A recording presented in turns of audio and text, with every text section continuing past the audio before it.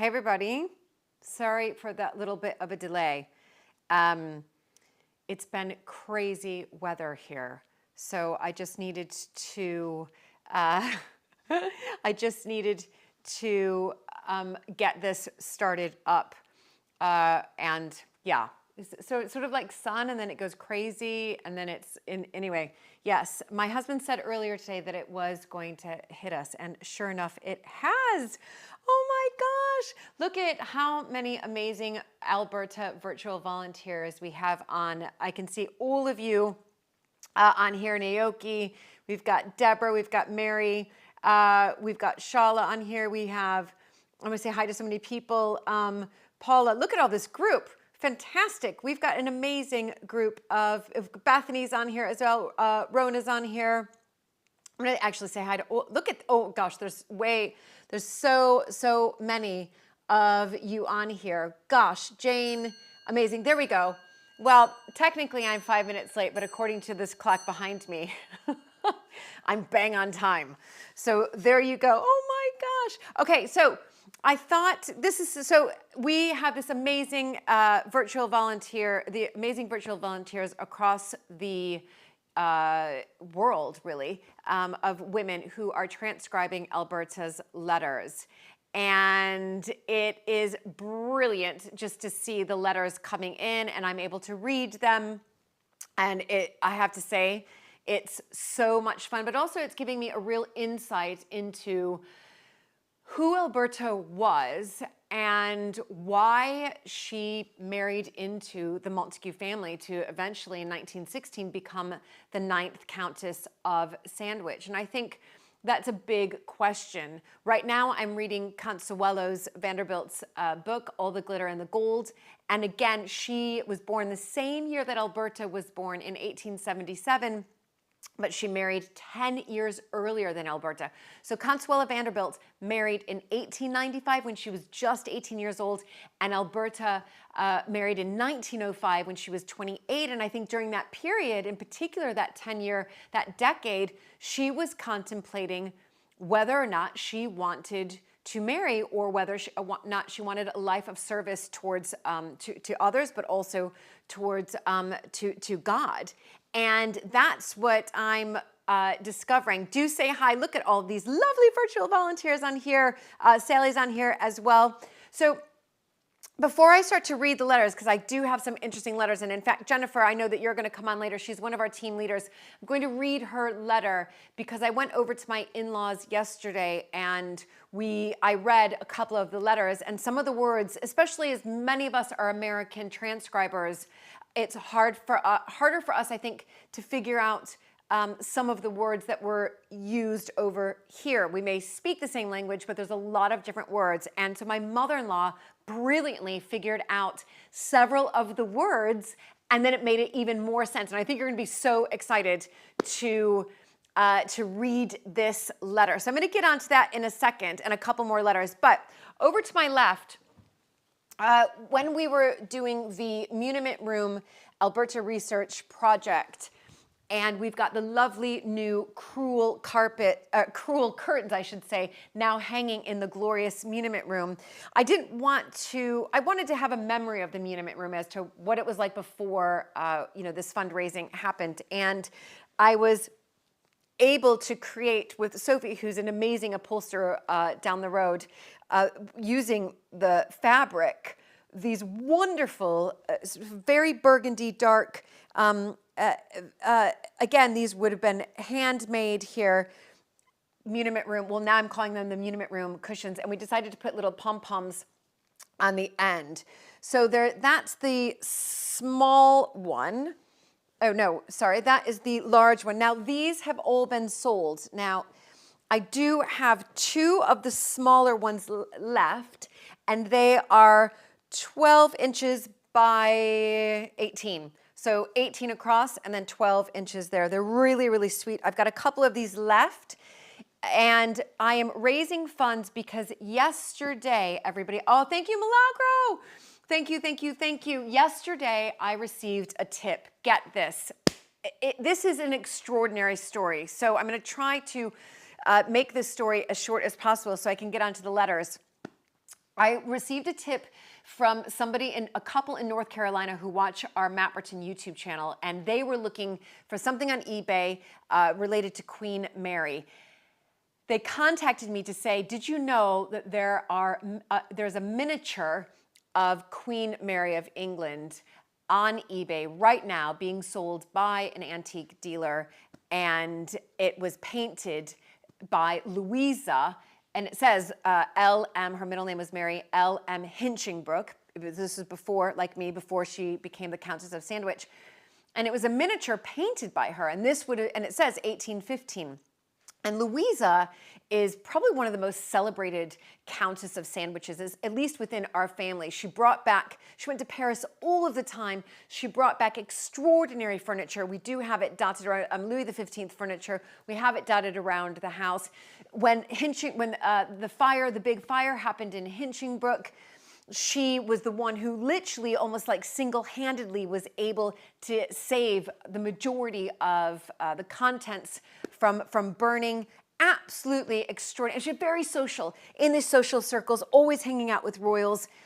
And clearly she was a fantastic artist. So as I looked a little bit more on eBay, I found that there were 3 more of these miniatures by Louisa. 2 more when she was Louisa Hinchingbrooke, and 1 when she was Louisa, Countess of Sandwich. And so I contacted the dealer. Bizarrely, he lives an hour away from here. Can you believe it? And he is arriving tomorrow and bringing me these 4 miniatures. They're probably about 6 inches in height. Beautiful. She's done an absolutely stunning job. And they are, I'm just going to pull them up.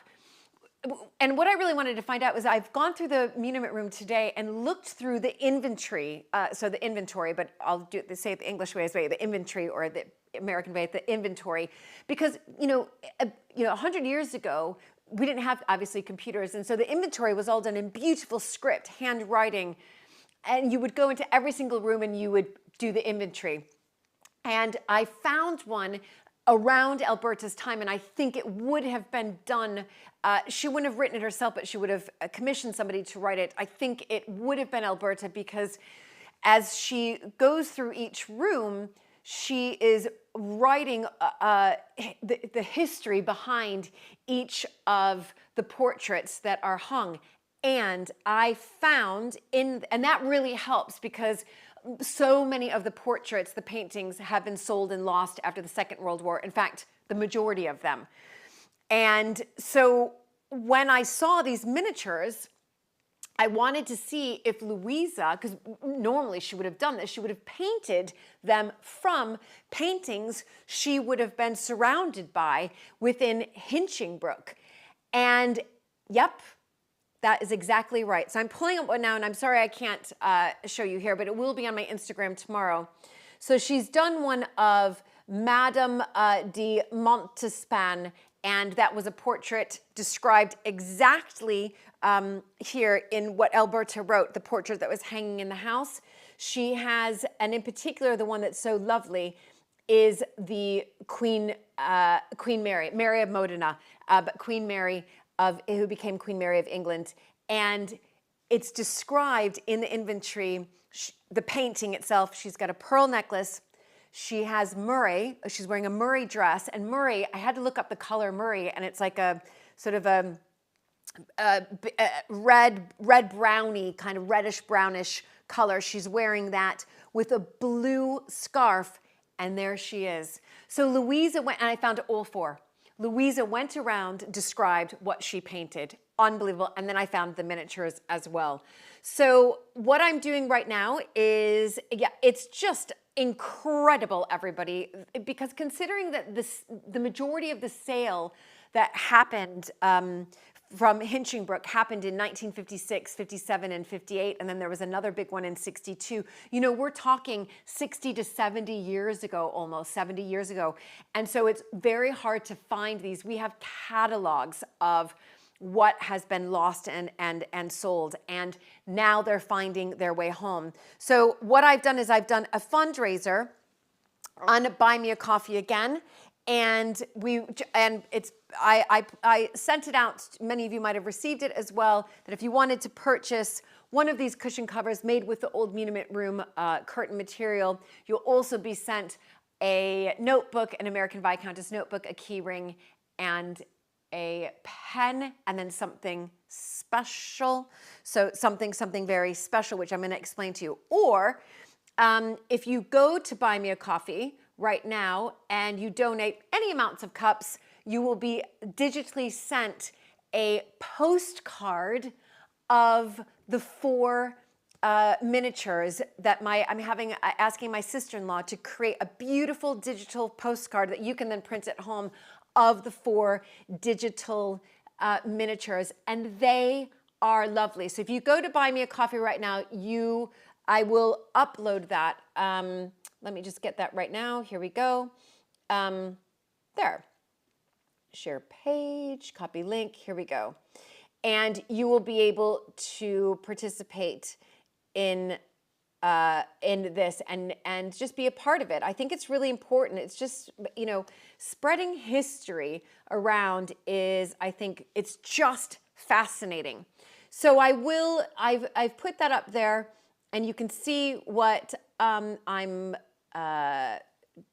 fundraising for now is to buy back these miniatures. They are absolutely stunning, everybody.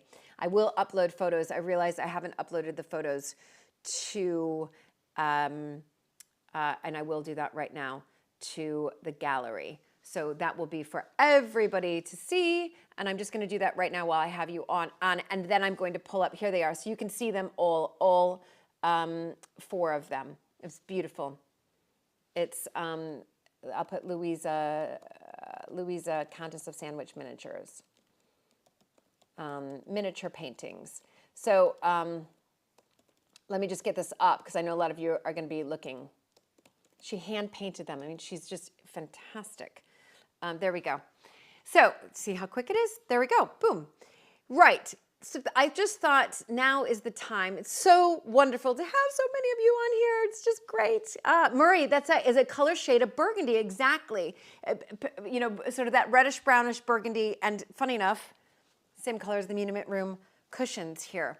So I want to say a huge shout out to all, this is exactly right, Lois, the way we keep history alive. I want to say a huge shout out to all of the virtual volunteers across the world that are just doing extraordinary research right now, and it's pretty incredible. So I'm just going to pull up this and get into my drive, and I'm going to find Jennifer's one. So here we go.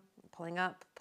Give me 2 seconds, everybody. Shared with me, because lovely Lucy puts these in, and it's really rather wonderful. So that, and then there's other ones I would like to read, but this one's really interesting. We're all going to learn. Maybe some of you will already know, but I think we're all going to learn. Here it comes. 2 new words today, which is really quite funny and really quite fun, I should say. So, and that's not the one I want. 1 second. I think this is the one I want.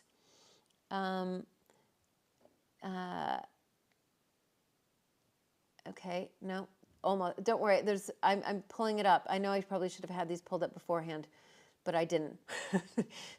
so please don't judge. Here we go. I've got it.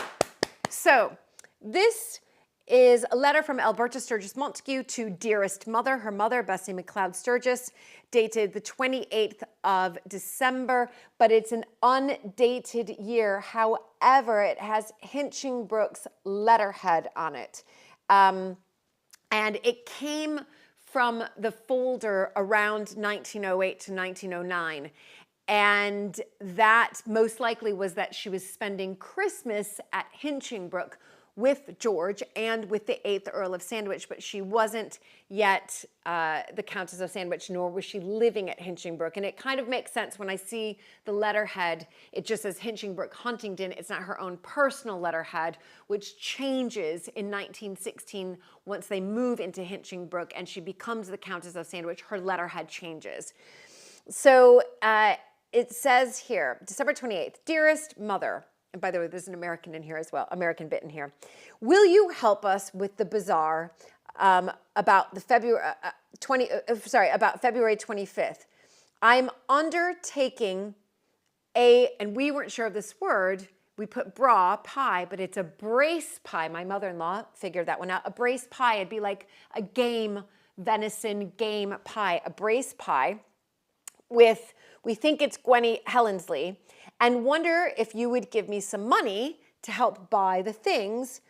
And then she says, Gwenny is very poor, so can't help with money, but drawing friends, so, and then it says, things will fall upon me, and I want several hundred presents tied up in parcels and to be drawn for in the brawn now.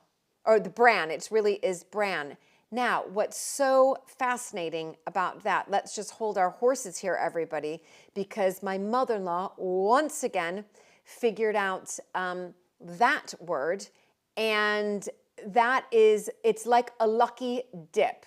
So it would be a case, as my mother-in-law explained it to me, you would put toys, fun sort of toys in oh my gosh, I've just lost my train of thought, in sort of like a box with like sawdust in it, and that would be your lucky dip. So there you go. I thought that was really interesting as well. Let me just finish this letter. So there's your next new word for that. And it says, you might send me some American things and I will begin at once buying things at the tables. And then it says, I hope the Duchess of Devonshire will open it. In any case, I've drawn in quite a new number of people. And then she lists Lady Bingham, Lady Carey, Gwenny Hellensley. And then it says, friends come tomorrow. They sail on Friday on one of the White Star liners. And then she talks about who is to meet them in New York when they land and spend the weekend. They're lacking a few things, one for Betty, one for Tantine, and Ellen Jerry's book, While I Ordered for You. So her writing is quite difficult, but Jennifer has done amazing. And she says, please let me know at once about if you will help us with the bazaar, as I must set about it at once. All hearts love. And then it is signed, that is correct. So it is signed A.M. So Alberta Montague, this was before she became the Countess of Sandwich, because after that she would have signed everything Alberta Sandwich. And then she wrote, Helen is radiant with her scarf. So Helen is George's sister, and if they were spending Christmas there, most likely Alberta's mother, or they did a joint present, they gave Helen, George's sister, a scarf. How wonderful is that, everybody? I mean, absolutely wonderful. I mean, it's just beautiful. Look at everybody's giving well done, Jennifer. Also because it's really quite fun, because we are, learning new words as well, or new information, which I think is incredibly, incredibly important. Absolutely wonderful. So I want to read just a couple more letters. So let me just go back into the drive and get that tidied up here. Talk amongst yourselves while I get back into the drive. It somehow booted me out, but I am back in. Here we are. So I'm going to head here. There we go. And pulling up. Excellent. Here. So I'm really quite interested in particular in the some of the 1905 letters. I think that those are exceptional because it's the year that, of course, Alberta was married. So it was the year married. And this one's really quite interesting. So this one is Letter from Alberta. This is from, I want to tell you who this is from. 1 second. I've done this let me go back.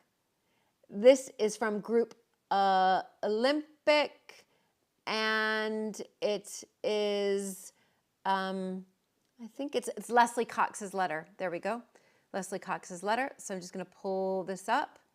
And this is letter from Alberta Sturgis Montague to George Montague, dated Easter 1905. So this would have been prior to Alberta marrying. And I know that this was the period that she was going back and forth if she's going to marry him or not. Dear George, you see, we are not at the Hollands, but almost next door. So comfy. Nothing in this world counts like family life is, and we are glad to have Father Frank Leggett, she calls him Pater, P-A-T-E-R, Pater, with us. He came yesterday after a very good voyage. Now, I'm going to talk about this voyage in a second, which is more than I can say, for ours was awful. Month full of funny incidents, 500 passengers, and then it says, a sea that did its worst, and shocking winds and rain. I don't remember what of it. And sometime after leaving Calais, so they were leaving Calais, I found my 5, which is in France, I found my 5 neighbors were absolute lunatics, or very near it, 2 from Scotland and 2 from the Middle West of America, and 1 from a land of wonder. They talked and jabbered, resented the sea and air, with their hats all on one side and their furs soaked through. Fancy 5 humans, cats, but basically drowned from the rain. As for me, I was no better, but fortunately I couldn't see myself, so I largely engaged with them. And then she writes, despite the gray skies and threatening weather, England was one delightful dream from London to Dover. Banks of flowering primrose, and here and there a few overtopping daffodils. Such gladness, such free, unchained delight. Then a black sort of pause when one knew nothing, and Francie, her half-sister, so different. You would have loved her as I saw her Thursday. The grounds were covered with, it says, as with a bride's veil of tiny white daisies. These Frenchmen call pacorettes from this Easter, Pasqua, I suppose, and the trees all white with blossoms. That is such something of fruit. Yes, it has done its best, has La Belle France to welcome such a feast. Everyone here is well, except Babs, who has a cold. I'm going to spend the afternoon.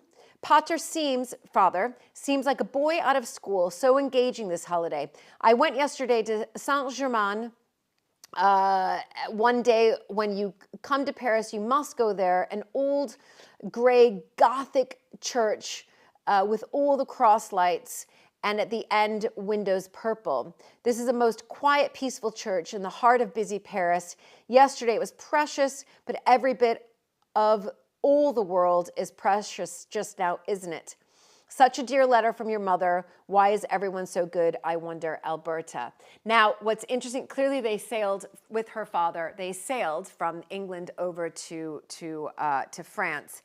And what's, well done, Leslie. And what's really fascinating about this is, I know this from other notes, is that during this period, she, from my understanding, and again, we'll be uncovering more, she had decided to accept George's hand in marriage. And by the time that Pater, I'm sure I can say it, but Father, Frank Leggett, sailed back to America, she had called off the engagement, or she had decided, and I don't know if she had told that to George, but when her stepfather came, Frank Leggett came here, she had made the decision that she was going to marry George. By the time he landed back in New York, I know this, she had changed her mind, and then she switched it over again. Isn't that just lovely? Absolutely just wonderful. Really, really amazing. And yeah, oh, pater is Latin for father. Thank you so much. See, I'm learning so much from all of you. Thank you, Rona. Thank you, thank you, thank you.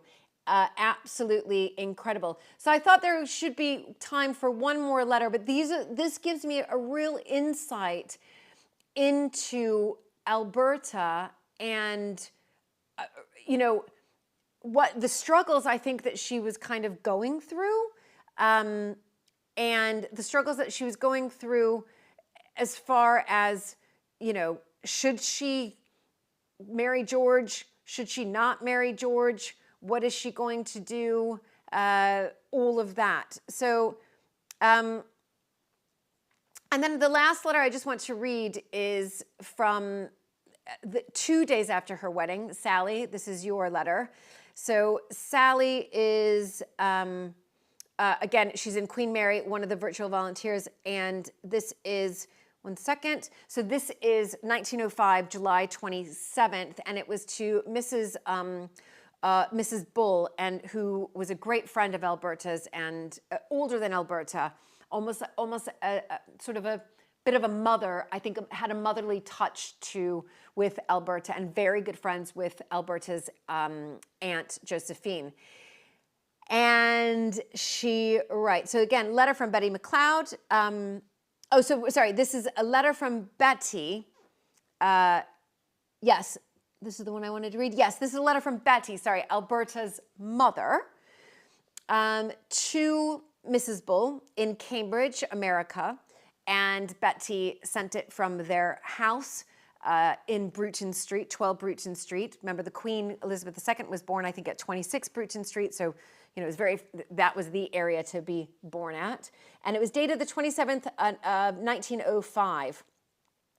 And it says, our blessed child's marriage has filled our hearts with joy and peace, established as it is on the sympathy of mutual tastes and aims. Loving letters have come from both, meaning I think George and Alberta. Now we are sailing to get ready to receive them at home. So I know during their honeymoon, they ended up going back to Ridgely in upstate New York. We are all deeply moved, the Montagues and ourselves, by the holiness of their life. One lady said to me, how much richer is England because of this marriage? And then it says, it was an illegible word, but then and Francie, and then 6 bridesmaids were all in white chiffon gowns and tulle veils, all carrying Annunciation lilies, except one of the bridesmaids who had Alberta's ivory prayer book in which her cross is set. Now, I still have Alberta's ivory prayer book. Francie was also worn, so I am went to the altar with our child. We sail, it looks like, on a ship on the 29th. Hollister, Alberta's sister, Betty's son, is clamoring for a marriage in September. We are to see his Jean on our arrival. That's who Hollister marries. A dear little Virginian, so it looks like Hollister's wife, Jean, came from Virginia, of 21. Bless her. Francie has been more than ever tender and generous and feels Berta's character has developed wonderfully. Berta wants you at Ridgely after she comes, but come to us immediately, and then later for her, always with love. And then it was signed B for Betty. Isn't it just wonderful how it's just all kind of coming together around sort of this decision that she did make. And the last live that I did, I read some more around the 1905 letters. Now, if I come up with a few more, I will, of course, read those as well. But I really want to start to move into sort of deeper into Alberta's time now that she is married, and kind of what starts to happen then. And I think that is actually really, really important. It's kind of like what starts to happen then. And so it's, gosh, it's really, really exciting. I'm just going to see if there's anything else that I can read for you. I did have one more that I thought would be a good one. Here we go. As we kind of move, it looks like it's taking a few moments, my letters, for some reason, which is a bit bizarre. And it's probably the storm here. So it's telling me it's going to take a few moments to open up, which is just strange. Right. Some of them are opening. There we are.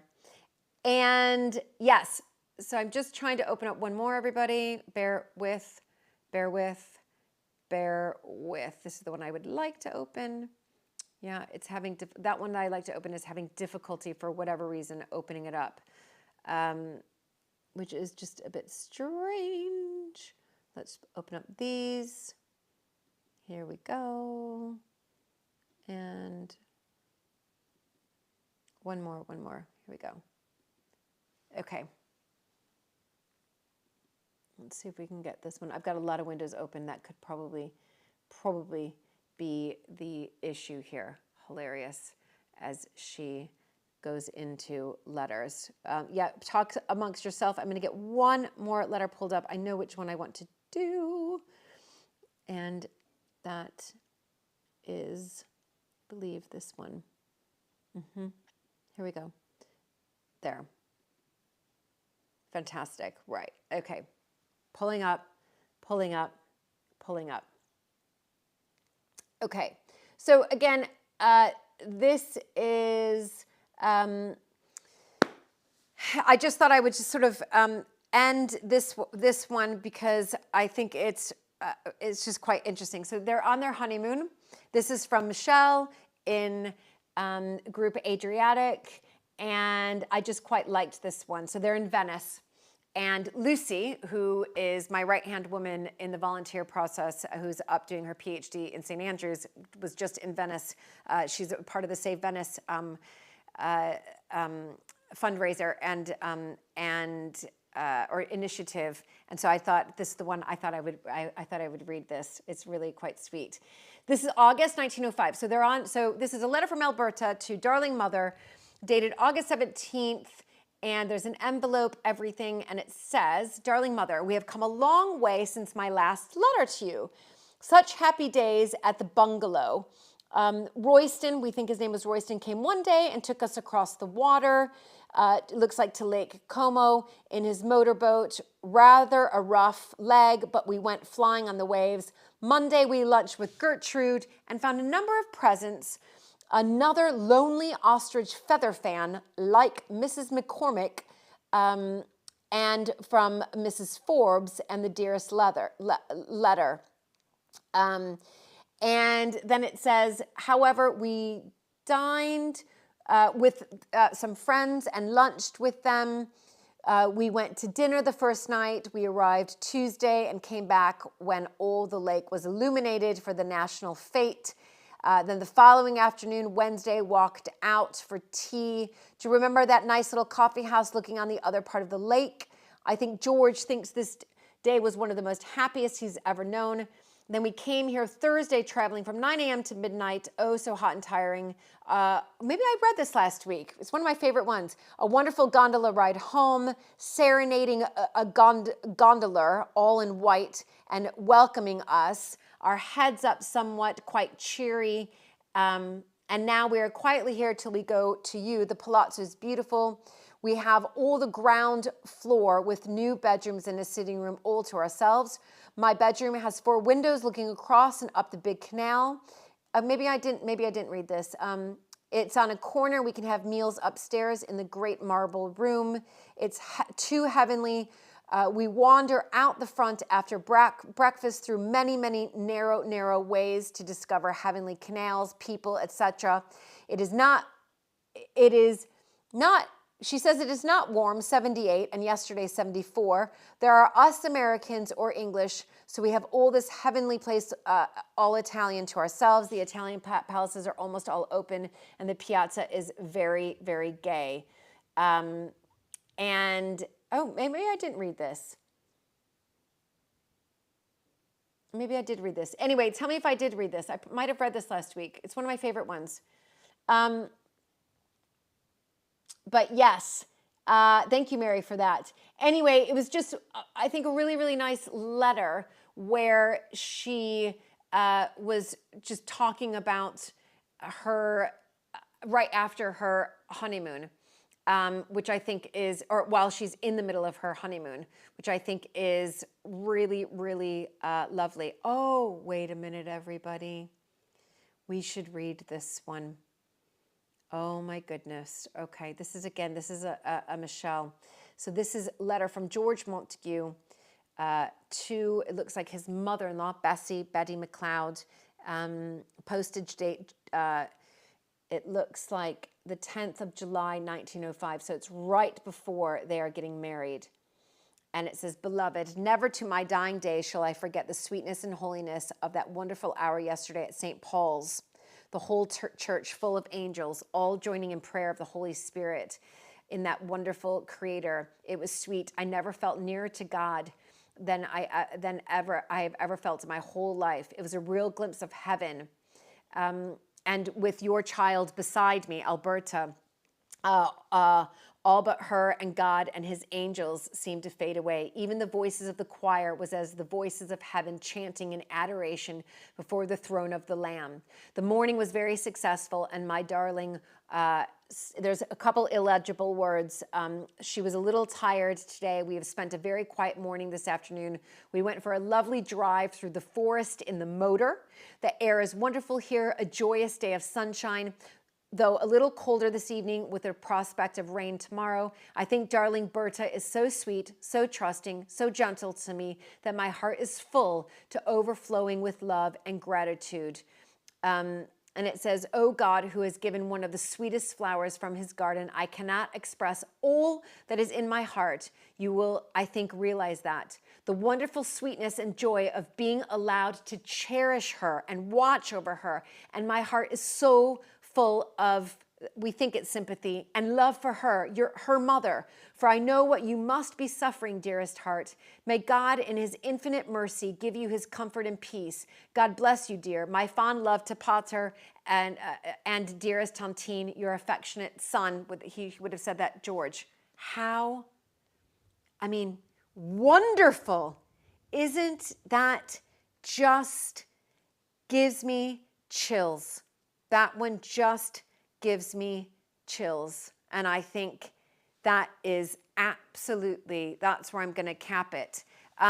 So it's, for me, again, it gives me this real, and hopefully you as well, that Alberta did make the decision to marry George and was happy with that decision, even though she went back and forth.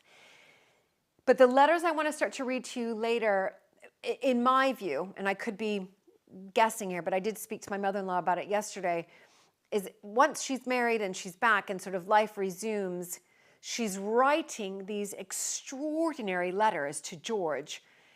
Basically, it's not even basic, it's in her words, she's throwing out how much she loves George, but almost to the point that she has to convince herself that she loves him because it's so strong language.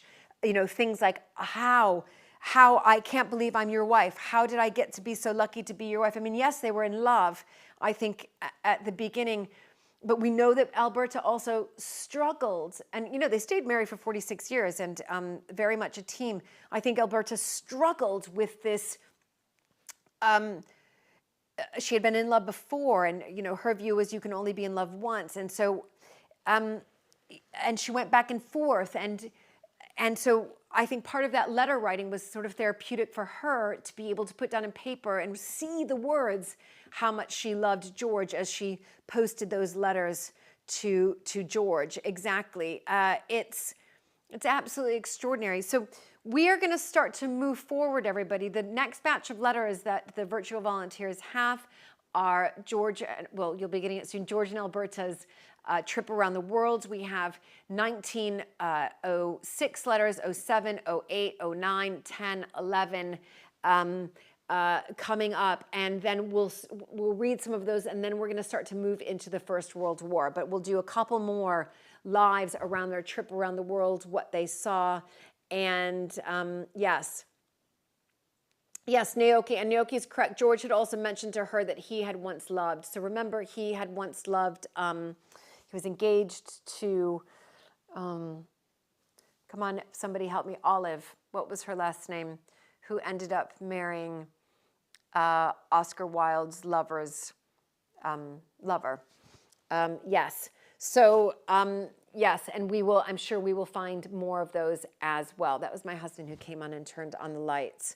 So anyway, all of you, thank you. I hope you enjoy these lives. Let me know if there's more that you want to let me. Now I don't have the letters in front of me because they've been transcribed so beautifully by the virtual volunteers. And if you want to know what the next step, what Lucy is doing is Lucy is taking the letters, looking through them, and then she and I together are adding sort of a summary of the letters. And then by the end of hopefully, probably end of October, we will start to upload to a software system called Catalog It. And it will be private for now, but we will start to upload that where we can start to do searches as well. But everybody, they are astounding, these letters, absolutely astounding. It is a wonder. So I hope that you're really enjoying me reading these letters out loud. I will, before I let you go, we are going to turn into some dark areas as well with the First World War. She wrote about that all of the time. We're going to turn into some other dark areas where I know that she wasn't well, and there's some quite strong, sad letters where she basically lived in her room for almost a decade at Hinchingbrooke. And then the Second World War, I believe, and the death of her second son in 1940 pulled her out of that state, and until her death in 1951. And you're right, every letter is a treasure, everybody. Every letter is a treasure, and I'm so lucky to share it with all of you. So do spread the word. I just think it's nice for us to come together. So many of you supported me for the Munimit room. Once we get the Wi-Fi fixed in there, I'm in the hall right now, but once we get the Wi-Fi fixed in there, which will happen, remember these are 500-year-old, some of them walls, and they're so thick. We've got to do a little bit more tinkering in there to get the Wi-Fi to work in there properly. A book is definitely in the making. That is for sure. Rona's had a letter from World War I. Exactly. They are sensational. So it's really, really exciting. And this, all of you, I'm so happy that you all are part of this. And again, I will be back on here next week live. I'm going to try to go back to the Wednesdays as much as I can, doing the Wednesday lives. And oh, good. I'm so glad, Petunia. Yeah, it's like a little private party. I want you to think of these as, I'll give you a day's notice like I did yesterday. Think of these as a private party. We're all coming together and we're listening to the wonderful letters that are being transcribed. We're bringing Alberta's memory, her life, her letters back and giving them energy and new life. And she saved them for a reason, everybody. I really believe that Alberta, she was an archivist herself. She saved these so that I could find them, you could find them, you could help transcribe, so that we can tell her story. And I don't know how that's going to end up. I have no idea. And that's why we're in this together. I don't know how her story will end up. I hope it ends up a happy one. But there's so many more letters to uncover. I mean, that was just a fraction of it. But we will do this together. And that's what's so fun. That's what makes it absolutely brilliant. Thank you so much for all of it. I always say I'm going to do a half hour.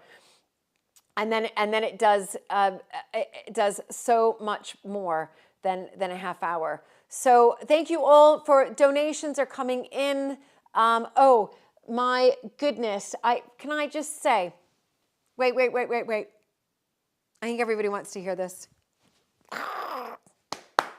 So because of these miniatures, it has been really exciting, as you can imagine, for the entire family. And I've been sending photos, and it's so exciting. And my father-in-law has just written to me and said, "Dear Julie, I'm sorry to be slow to respond. How exciting to find that Louisa was an artist as well. We knew she had significant taste in the arts already. Mary of Modena," which was Queen Mary of England, "seems the best copy." And then basically John has written saying, "I had forgotten it was a part of the family collection," because so many things were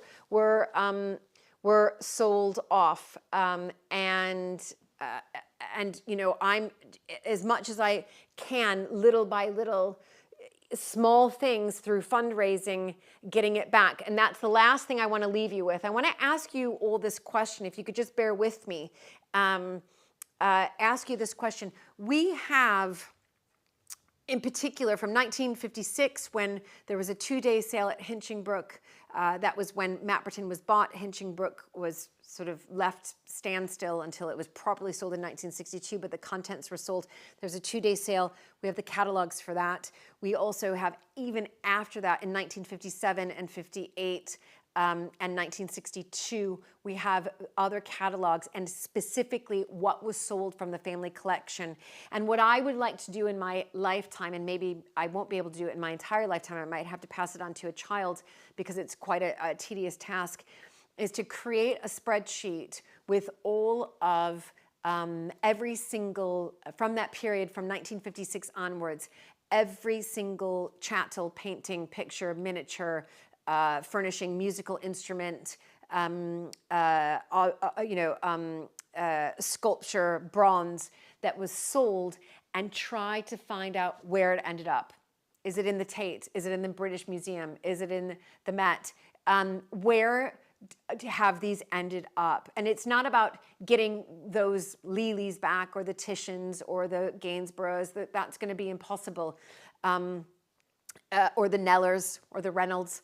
That's going to be impossible. But it's about at least having a document of where the family collection back. So what I was thinking was, for Mapperton Live, the YouTube channel, is within each new episode that we're going to start to film, because we film one every month, is to just put it out there to everybody and say, this week I'm looking to find where these 5 treasures have gone. Or maybe I do 10, because there's so many that were sold. So maybe I do 10 at a time, or something around that. And I think that would be, and then I can put it out to you and to everybody on YouTube to sort of do a treasure hunt around the world, do some research. Now with the internet, we should be able to find these, and they're very descriptive in the Sotheby's and the Christie's catalogs. They're very descriptive. So we have the descriptions of them. We have the sizes. We have exactly what they are, and the description of them, and just placing them where they are. So, and I think for me, it would fill all of our hearts with joy, knowing where it was. So let me know what you all think of that, if that might be fun to do, because I think it would be absolutely brilliant, absolutely brilliant. There's also, again, so much I want to share, in particular Alberta's inventory that I found today. She went around Hinchingbrooke I know you can't see the paintings behind me, and she not only talked about, to my right, you can't see, but Jemima, the first Countess of Sandwich, she gave her whole biography. It's incredible. So we don't have the majority of those paintings, but we have the biography of them, and it's fascinating. So yes, so let me know if you would love that. It's just fun. I think it's something fun that we can do. And then last but not least, you all are incredible. We have so many Buy Me a Coffees that are coming through. And like I said, I've got 2 more of these that I think probably have already been sold. But those of you who are donating a cup, or even more than 1 cup of coffee, you will be sent digitally the 4 miniatures that we've been able to get back. I have my wonderful sister-in-law, Polly, who is a calligrapher and stationer. She's going to be creating a beautiful postcard for you, front and back, front with the 4 miniatures, and then back that you can easily print off, and you can just run it and print that. So you will be sent that as well. So yes, how wonderful. You all make me so happy. I can see all the Buy Me a Coffees coming through. Really, I mean, I get emotional, and because you all are so lovely. And this is, Alberta is the gift that keeps on giving, and it connects us. And I think I'm going to end. I'm sorry, I keep saying I'm going to end. I'm going to say one more thing, probably until I get to 7 o'clock. You know, I think life gives us this opportunity to live and to breathe, but just like the muscles, the physical muscles in our body that we need to continue to hone and exercise and energize and keep healthy, we've got to keep our organ, the brain, healthy as well. And, you know, in many parts of the world, they don't even know what the word retirement means. It doesn't exist. And they're living into their 90s and their hundreds. And they don't even have, in their part of the world, they don't even have care homes. They just live. But how they live, if you really research them, is that they're doing projects.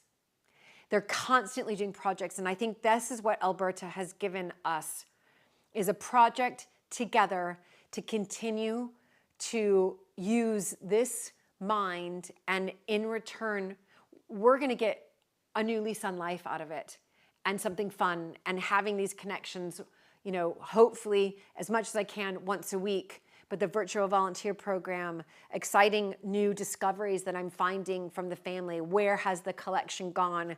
And having you all here and keeping this healthy with exciting projects, and in particular bringing Alberta, an American heiress, back to a memory that other future generations can then celebrate, because she's undiscovered.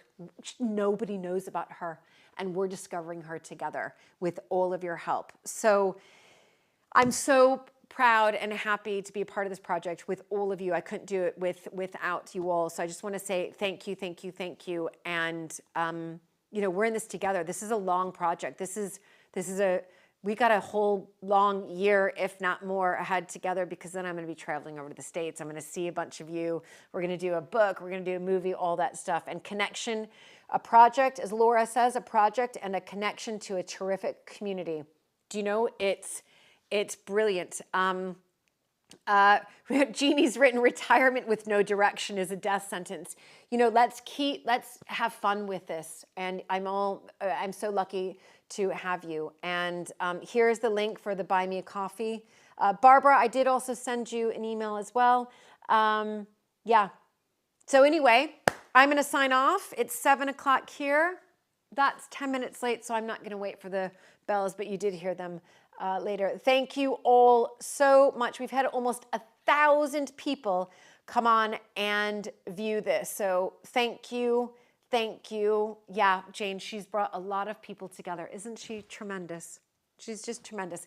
Anyway, thank you all so much. And I'll be back here next week, next Wednesday. We'll do the same time, same place. I know I'm here at Mapperton next Wednesday. So we're going to do same time, same place next Wednesday. Let's do it. And I'll get some more letters. And I'm reading about 4 to 5 because they take some time.